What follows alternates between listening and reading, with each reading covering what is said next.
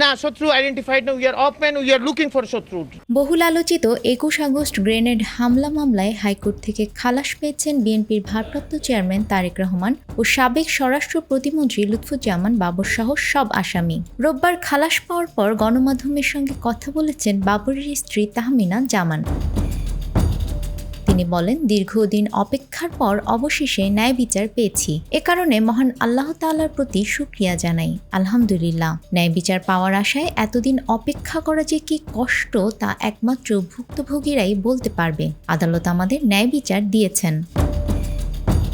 দুপুর ১১:৩০টার দিকে বিচারপতি এ.কে.এম. আসাদুজ্জামান ও বিচারপতি সৈয়দ এনায়েত হোসেনের হাইকোর্ট বেঞ্চ ২১ আগস্ট গ্রেনেড হামলার মামলায় যাবজ্জীবন কারাদণ্ডপ্রাপ্ত বিএনপির ভারপ্রাপ্ত চেয়ারম্যান তারেক রহমান ও সাবেক স্বরাষ্ট্র প্রতিমন্ত্রী লুৎফুজ্জামান বাবর সহ সব আসামিকে খালাসের রায় দেন। এর আগে ৪ দিন আপিলের উপর শুনানি হয়। শুনানি শেষে রায়ের জন্য আজকের দিন ধার্য ছিল। আদালতে আসামিদের পক্ষে ছিলেন আইনজীবী এস.এম. শাহজাহান ও আইনজীবী মোহাম্মদ শিশির মনির। তারা এই মামলার শুরু থেকে আসামি পক্ষে শুনানি করেছেন।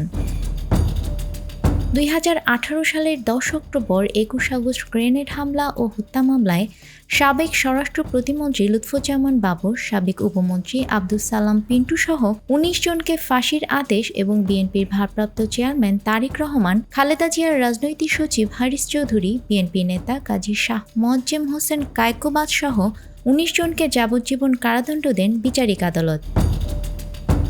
২০০৪ সালের ২১ আগস্ট বিকেলে রাজধানীর বঙ্গবন্ধু এভিনিউয়ে আওয়ামী লীগের সমাবেশে গ্রেনেড হামলা চালানো হয়।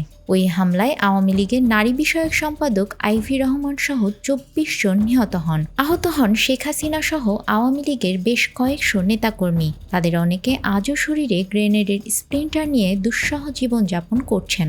অনেকে চিরতরে পঙ্গু হয়ে গেছেন। নিউজ ডেস্ক, আমাদের সময়।